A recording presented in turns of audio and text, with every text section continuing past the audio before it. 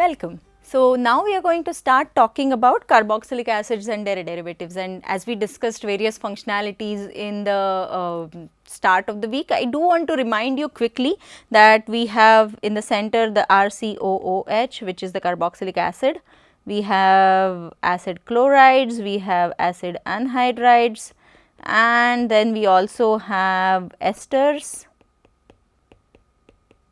We have amides and we have nitriles. So, all of these are very important functional groups of carboxylic acids, and today let us start talking about this one first. We have discussed how to make carboxylic acids in the last course that we did. You can oxidize a primary alcohol all the way to a carboxylic acid, and with strong oxidizing agents the reaction is very synthetically safe and also easy to do. Although we will be covering some other reactions as well, so that I will do a little later in this talk. Now, regarding carboxylic acids, remember these are the molecules that were responsible for the differentiation of acids and bases, because most acidic molecules that are found in nature are carboxylic acid molecules. So, molecules like citric acids, molecules like tartaric acid, acetic acid, all of these are very sour to taste, and that is how we started differentiating acids from bases. Other than that, there are various other physical properties that we should know. So, carboxylic acids have really high boiling points. Why is that? Because remember that a carboxylic acid like this is forming hydrogen bonds with another carboxylic acid molecule. Okay. And in a solution these hydrogen bonds are really held tight. So, this is approximately 10 kilocalories of linkage, and it is powerful linkage when it comes to evaporating or boiling the molecule, and thus they have really high boiling points. So, most carboxylic acids will have boiling points in the range of 90 to 100 or even higher, and very difficult to boil off a carboxylic acid. Now, most of them will exist as dimers, as I said. On the other hand, if you think about water, water also has the same hydrogen bonds which require or which make the boiling point go really high.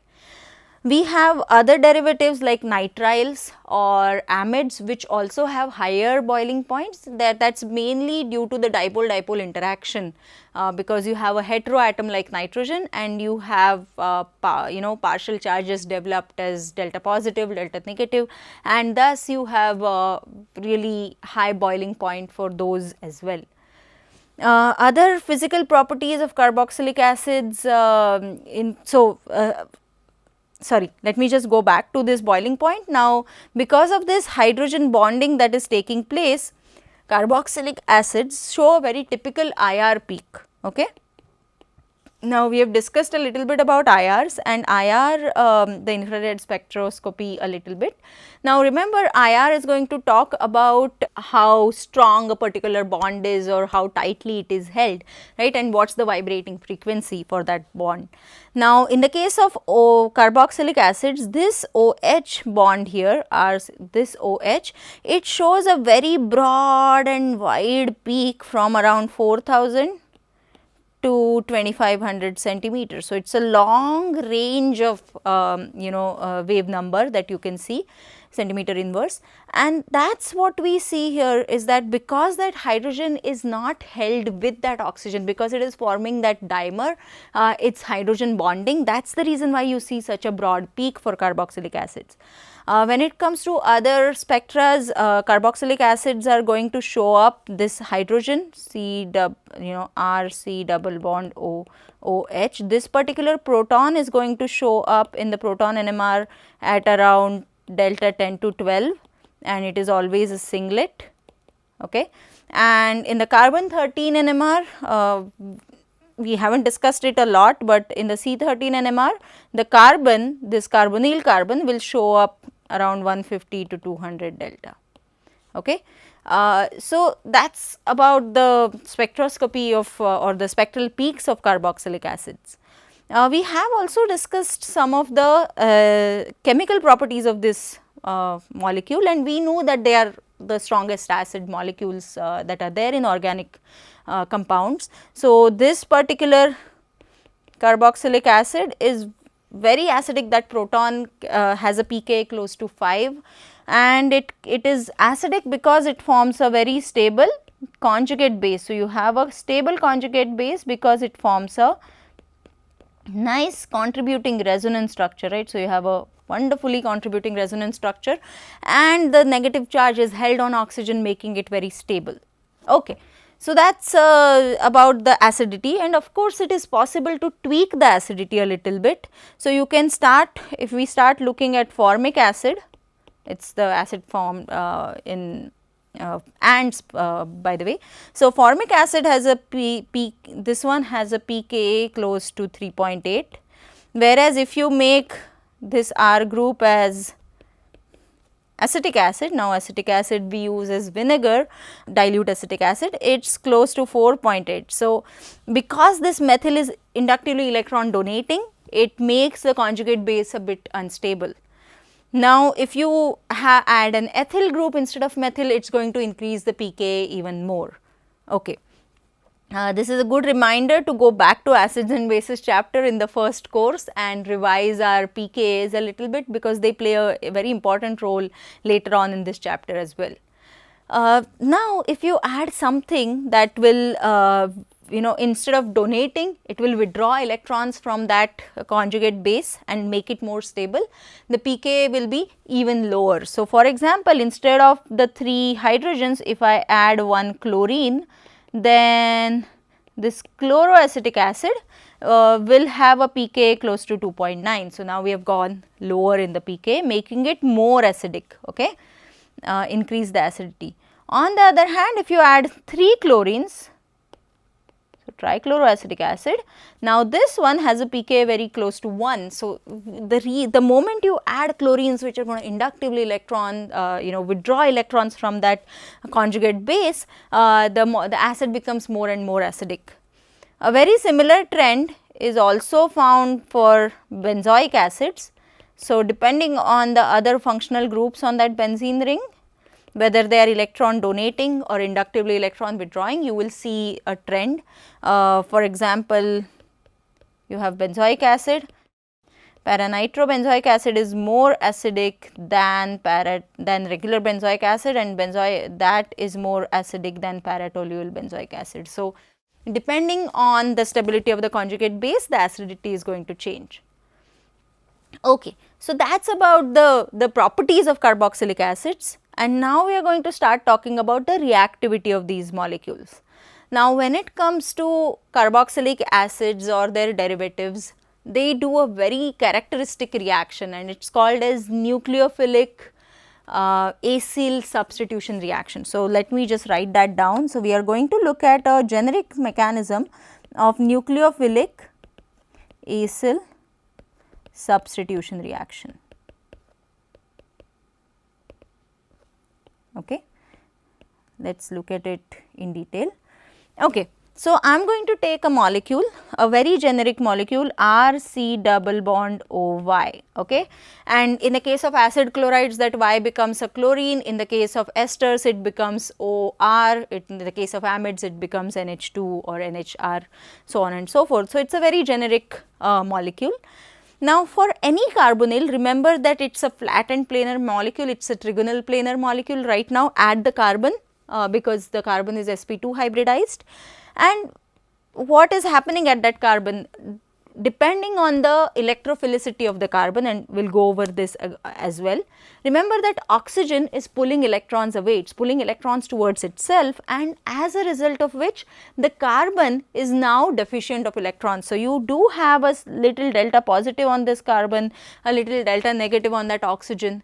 So, what is going to happen is that any incoming nucleophile is going to sense that electrophilic center at the carbon, and it is going to attack there. Okay. So, that is the first step of the nucleophilic acyl substitution, it is the addition step. Okay.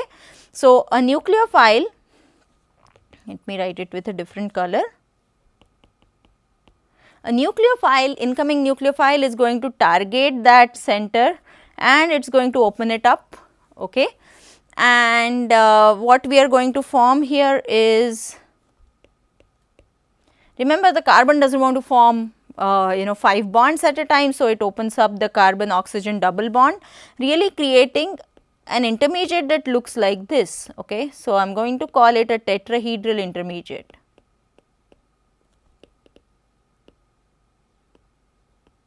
So, chemists are kind of not so innovative with names, because this tetrahedral intermediate literally gets its name from the geometry that it has. It is tetrahedral in nature. Remember, we started from a trigonal planar, now we are going to tetrahedral. Now, what is the fate of this particular intermediate? So, there are two fates that it can have, okay, or rather 3 fates. So, let me look at it this way. So, now if the nucleophile is a better leaving group than Y, okay, Y which is a group based on the starting derivative. If the nucleophile is a better leaving group, what is that oxygen going to do? That oxygen is going to try and reform the carbon oxygen double bond. It is thermodynamically more stabilizing. So, it reforms that C double bond O and kicks off the nucleophile. In the end, you do not get any reaction. So, you have RC double bond OY plus NU, right. Okay. That is one possibility, or what you can do is you can put the electrons back on the carbon, the oxygen reforms the double bond, but if Y is a much better leaving group, then you have now formed a new molecule RC double bond O and attached with a nucleophile. So, now you have a substitution. So, instead of Y, you have substituted the nucleophile and you have Y minus as the leaving group. Okay. So, that is that is one of the possibilities, and then there is always the third possibility wherein both Y and the nucleophile are really bad leaving groups, and that is what in fact we see in the case of ketones. So, let us say this is not a carboxylic acid derivatives, but let us say that if a nucleophile attacks a ketone, as a nucleophile attacks and if the nucleophile is a bad leaving group, you just form a new molecule which is wherein that oxygen grabs a proton and you can either form this. So, you form a hydrate. Okay. Now, in the case of carboxylic acids and derivatives, we can either see the first or the second scenario very often, because most of the times you have a very good leaving group and it leaves. So, the second scenario is very often observed.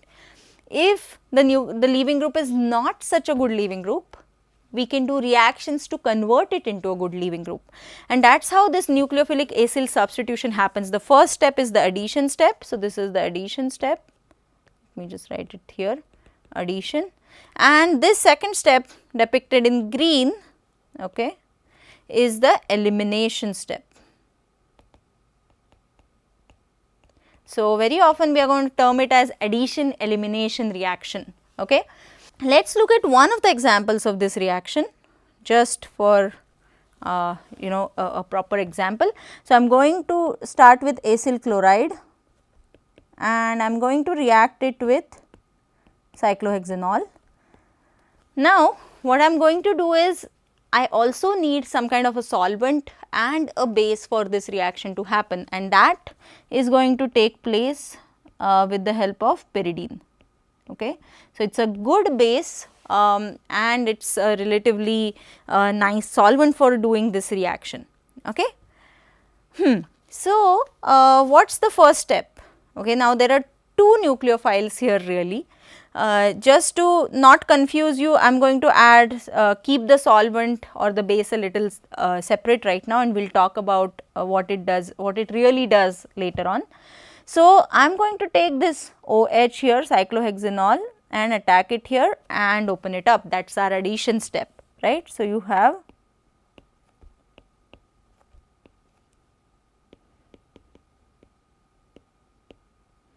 okay.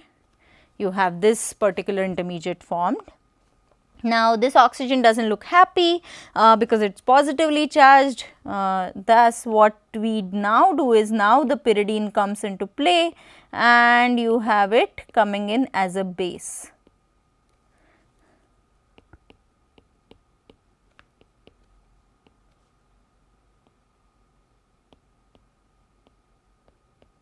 Okay. And now remember, now that oxygen has two choices, right? This is our tetrahedral intermediate that we had formed or we had talked about. Now that oxygen has two choices, it can either kick off chlorine as chloride, or it can either kick off the alkoxide, so cyclohexanol oxide. And just from our knowledge of acids and bases, we know that chloride is a much better stable molecule on its own, and it is a very weak conjugate base. So, what we are going to do is, in the elimination step, we are going to kick off the chlorine, in the end forming an ester. Okay. So, from an acid chloride, we have formed an ester. And this alcohol, remember, it could be any alcohol and you could still do this reaction. Starting acid chloride could also be changed to any particular acid chloride of your choice, and thus you have a way of really forming nice ester molecules at the end of the reaction. Here is the thing now. Now, pyridine in this particular reaction, being the base, it gets protonated, right. Remember, in this step it is going to form this pyridine, protonated pyridine, and in fact you are going to, with the chloride leaving, you are also going to form a salt. Thus you require equivalent amount of pyridine for this reaction to take place. Not only that, the pyridine here, instead of just acting as a base, it also acts as a catalyst. So, it does a nucleophilic catalysis. And what is that? So, in the first step, instead of the alcohol attacking, remember you have solvent molecule as the pyridine molecule, and it is lot of pyridine. So, what happens is, in the first step, instead of the alcohol reacting, you have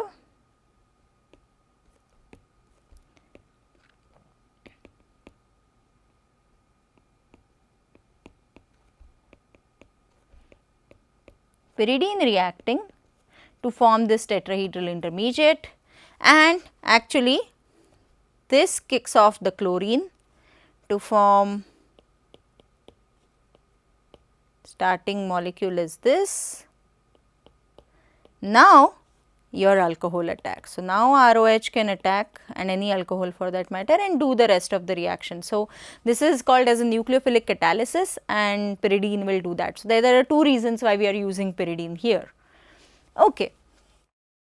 Let us go ahead and let us look at the energy profile diagram for this reaction, and it is going to change depending on what kind of substituent we start with. Okay, so, just to give you a very simple energy profile diagram for this particular reaction, the addition step is always, remember, the rate determining step of the reaction. Okay, so, the addition step wherein the alcohol came and attacked the carbonyl carbon and formed a tetrahedral intermediate. So, you have a tetrahedral intermediate forming here. This is your acid chloride. Okay. And then later on you have the elimination step. Okay, and this is your ester. Okay, and this is the progress of the reaction. So, that is our energy profile diagram. Very often, it is very unlikely to have the elimination step as the rate determining step, but it does happen in some cases, and we will discuss those also, but very often you will see that the addition step is the rate determining step. Rate determining step is the step that takes the longest or the highest amount of energy to go over that hill, right. Okay, so, we discussed the energy profile diagram of this particular reaction, and we have accepted the mechanism that it is addition followed by elimination, in between you have a tetrahedral intermediate. But how do we know that? How did people figure that out, that you have a tetrahedral intermediate forming? Because remember, isolating the tetrahedral intermediate and really figuring out the structure of it in using spectroscopic methods is a very difficult task, and in those days definitely we did not have fancy spectroscopic techniques to really figure that out. It is a short-lived, very short-lived intermediate. So, how do we then decide that this is the mechanism and not some other way? So, you can, for example, have SN2 type reaction wherein the nucleophile comes from one side and then later on the leaving group gets kicked out, that is one possibility. Or it can have an SN1 type reaction wherein the leaving group has already left and then the nucleophile comes and attacks. Now, on an sp2 center, the carbonyl carbon, both of these are less likely, but how do we know? So, in order to figure that out, scientists did various experiments, and one of the scientists, Bender, he came up with this particular experiment to figure out the mechanism of this reaction. So, I am going to describe that mechanism with which he figured out this particular experiment. So, to begin with, we are going to start with an ester, but it is a special ester wherein the carbonyl oxygen is labeled with O18 oxygen. So, it is not the regular oxygen or isotope of the oxygen that we see typically, it is the O18 oxygen. And now, if we put this particular ester into base, so OH minus and water, remember hydrolysis of ester in the basic conditions is a very important reaction, because the base catalyzed hydrolysis is also called as saponification, with which we form the soap that we use. So, the esters of long chain fatty acids, when they when we form the corresponding saponification reaction, we obtain the soap. So, this is the mechanism of saponification. So, let us look at it in detail. So, what is going to be our first step? We have a nucleophile, we have a carbonyl carbon, it is going to come and attack, and it is going to attack here, it is going to open it up. Okay. Now, there are possibilities such that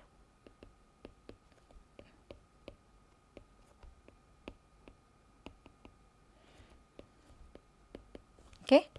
Now, this is one of the intermediates that is formed. Okay. Again, this intermediate has multiple possibilities that it can do. So, remember, in the case of we have always talked about OH minus as bad leaving groups, right.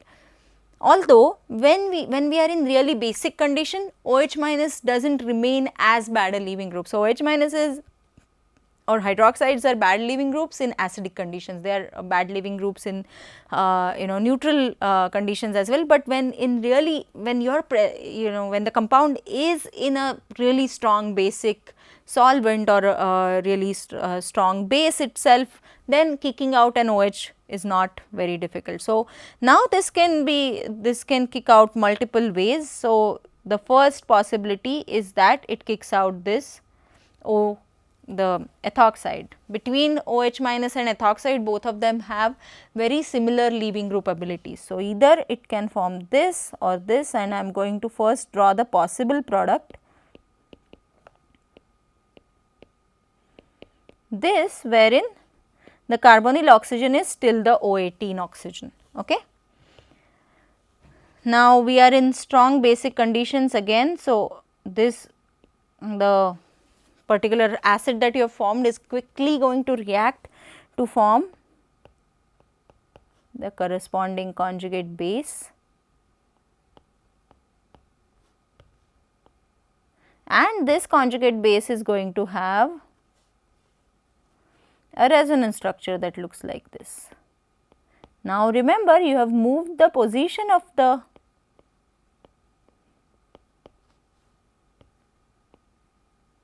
O18 label from the carbonyl end to the non-carbonyl oxygen. Okay. So, that is one possibility. What is the other possibility? Okay. The other possibility is that you are both OH minus hydroxide and ethoxide are terrible bases. So, they are not like great bases, although they can be expelled in strong basic conditions.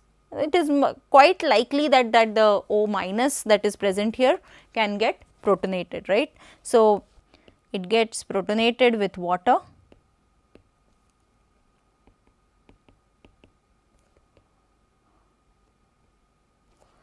and we form this.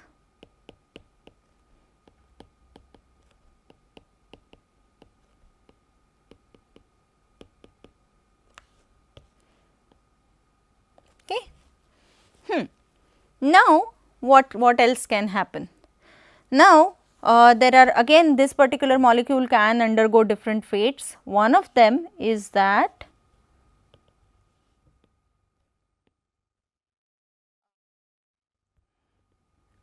a hydroxide comes in and grabs proton from here, really creating this tetrahedral intermediate.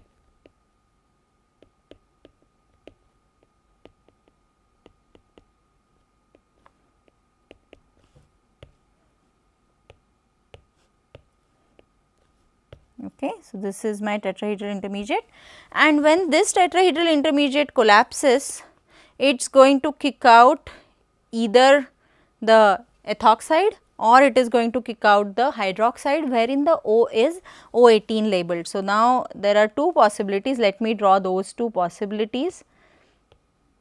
And remember, we are only drawing one molecule, but there are so many molecules in the solution and different molecules are undergoing different pathways of this reaction. So, you are going to form multiple products. So, you are not only going to get one product, you are going to get a mixture of product at the end of this particular reaction.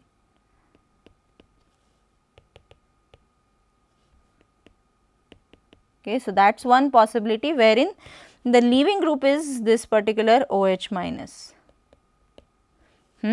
So, now you have kicked out an O18 hydroxide away, and the other possibility, as we were discussing, is that ethoxide gets kicked out. So, you have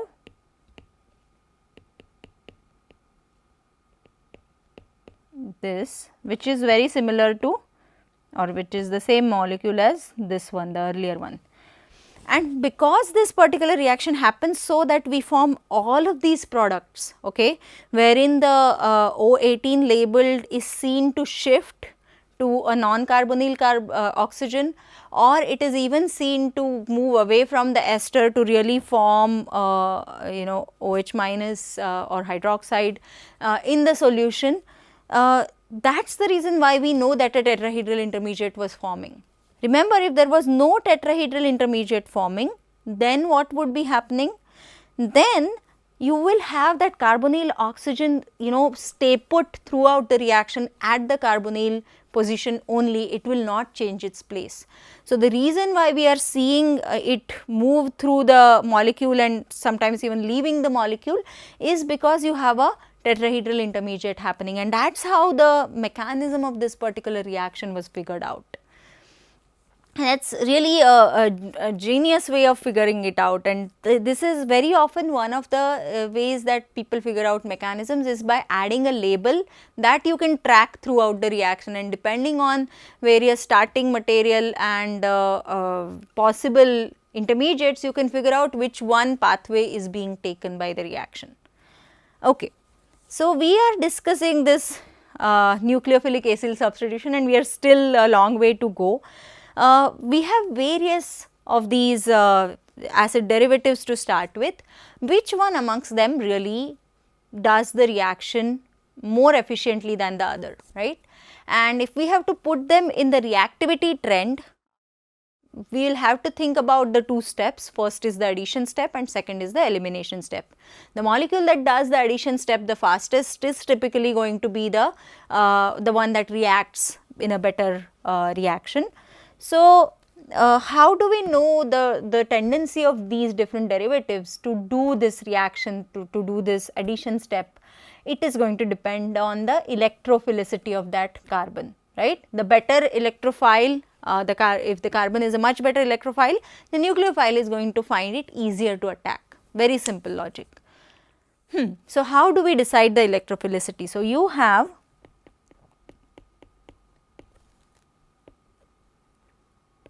acid chlorides, and I am going to take the example of amides. Okay, we are going to take two different examples. One is acid chloride and one is amide. Now, the carbon here, if we ask the question which of these carbons has a distinct positive charge, which one will we say? Both chlorine and nitrogen are actually equivalent in electronegativity. So, both of them are inductively pulling electrons very in the same manner. So, then it becomes the resonance contribution, right. Now, in the case of chlorine, you can have this resonance wherein this is a possible resonance structure. You can also have the other resonance structure as RC double bond O NH2 plus. Okay. So, that is a possible resonance structure as well for amides. Okay. Yeah, let us look at this. Now, these are the possible resonance structures. Now, if we ask the question which one amongst these is more contributing resonance structure, depending on our knowledge of organic chemistry so far, we know that chlorine being a third row element, carbon being a second row element, that orbital overlap is not as efficient as between carbon and nitrogen, which are both second row element. They have very similar sizes, the orbital interaction is much better. So, the contribution of this particular resonance structure is way higher, as a result of which the carbon there not as electrophilic, and this particular delta plus on the acid chloride is way stronger as compared to the amide, and thus acid chlorides will undergo this reaction in a much better manner. They are more reactive in this particular reaction. Now, we can also discuss this based on the molecular orbital theory and the molecular orbital overlap. So, remember what is happening, the lone pair on the nitrogen is being donated towards the carbon. Now, which orbital will it go in? So, if we draw the diagram, the pi bonding molecular orbitals are here and the pi star. So, these are the bonding, and then you have the pi star, that are the anti-bonding molecular orbitals, which is here. Okay. To this, if the nitrogen then puts in the lone pair, you have them here. So, you have the electrons going from lone pair of nitrogen, that is the non-bonding electrons, they are going to the pi star of the carbon oxygen bond. So, it makes it more stable. Okay. So, this addition into the pi star is one of the more stabilizing factors, and we can even show it with the help of the molecular orbital diagram. In this case, you have the lone pair of nitrogen, which is at a lower energy than the pi star, because pi star is an anti-bonding orbital. Now, when the lone pair gets added to the pi star, you form a new more stable, more stabilizing orbital here, and that is why you have this kind of interaction being favored. Okay, so that is one thing, one way to look at it. The other way to look at it is based on, if we look at various derivatives of carboxylic acid and derivatives, the other way to look at what is the more contributing resonance structure is to look at the carbon oxygen bond strength, right.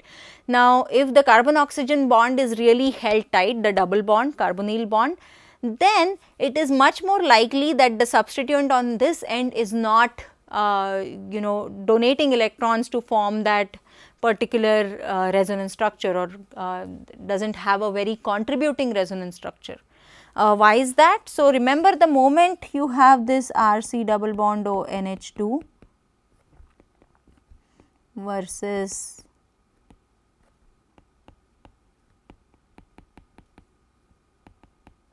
this resonance structure, in the resonance hybrid you are going to have a partial double bond character for that particular bond, right. That is the resonance hybrid of this particular molecule or amide, and the carbon oxygen bond is no longer an intact double bond, it is a partial double bond, kind of a mixture between a single and a double bond, and thus it is not as strong. And one of the ways to look at it is based on the IR spectrum, because remember we talked about IR and we talked how the frequency or wave number at which we really see the IR is proportional to root of k by mu. So, we imagine different bonds to be of like a spring, and k being the spring constant, that is how strong or weak the bonds are, and mu is the reduced mass.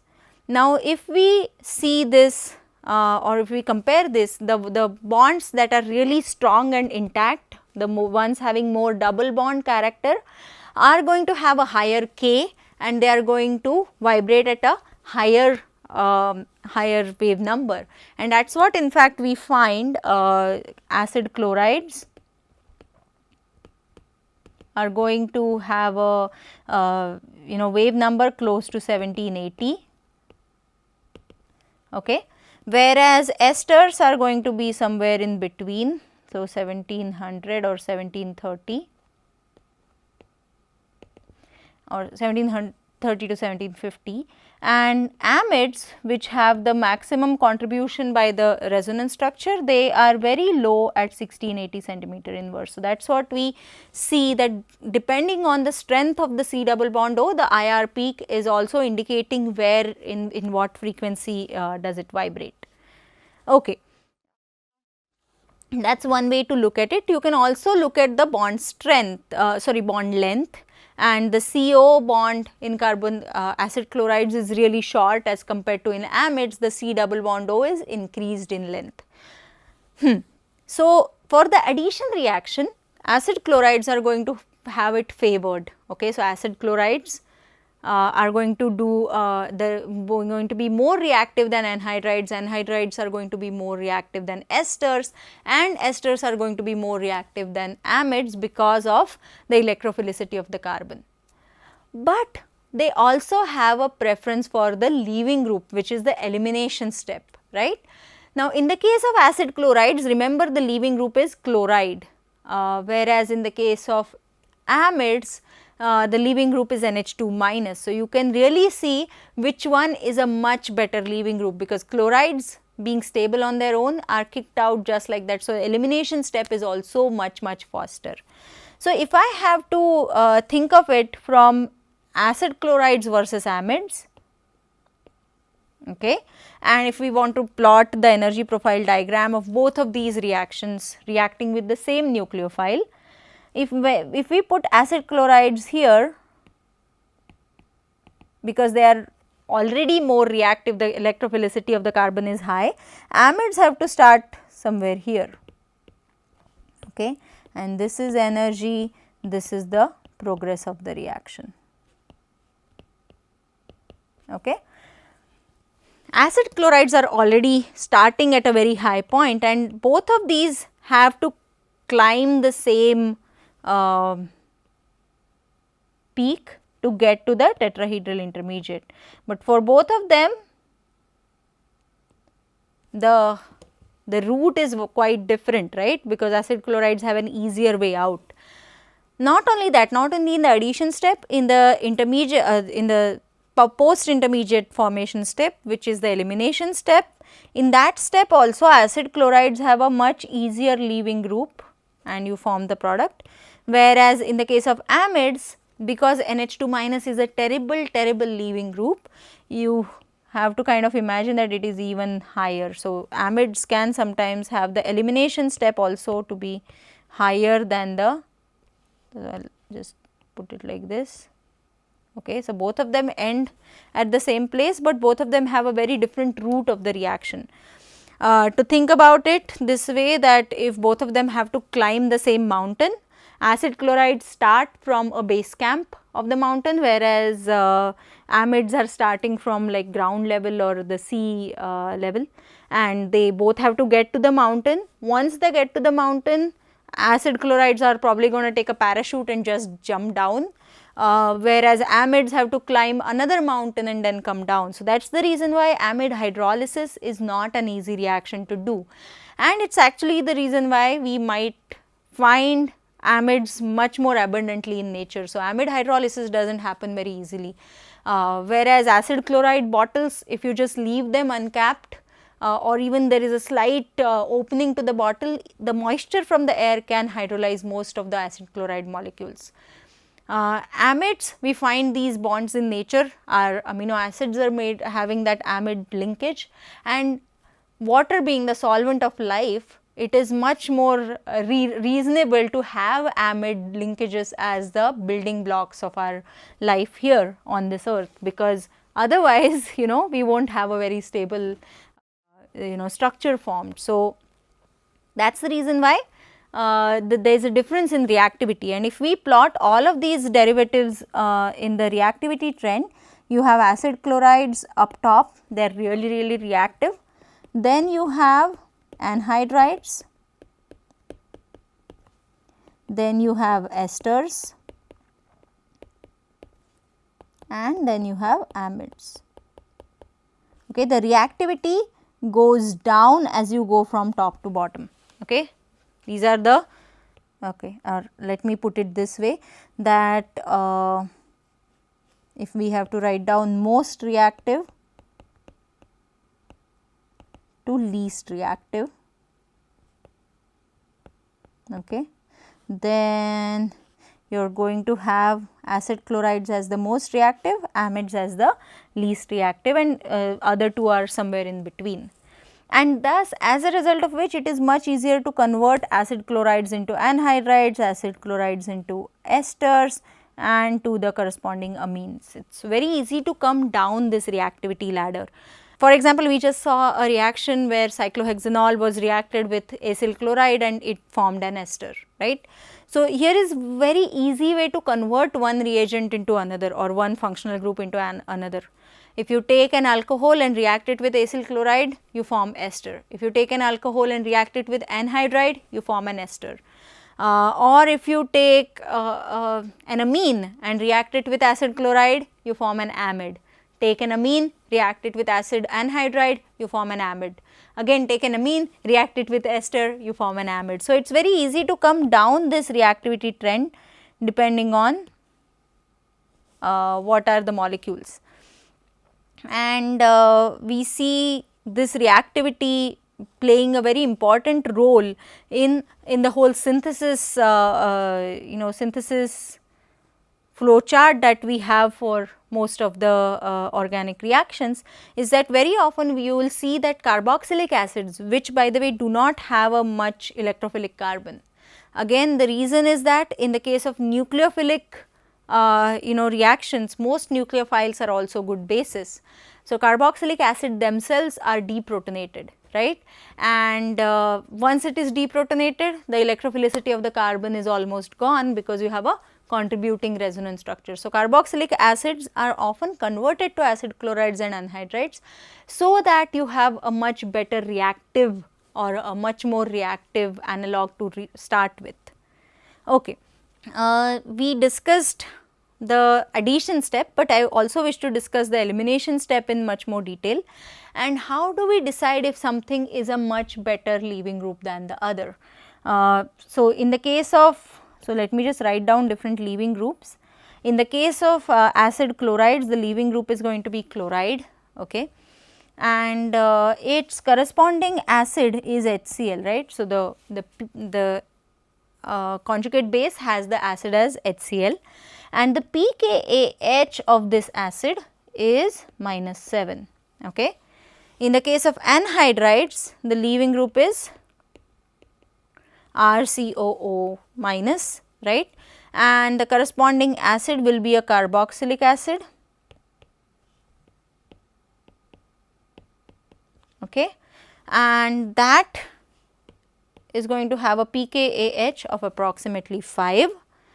In the case of esters, you are going to have the leaving group, once the carbon oxygen bond is reformed and leaving group gets kicked out, it is an alkoxide.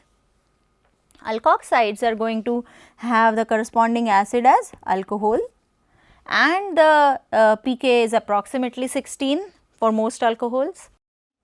Then you have amides, which are going to have a terrible leaving group of NH2 minus or NR2 minus, and the corresponding acid is going to be an ammonia or some kind of amine, and that pK is very high, 35.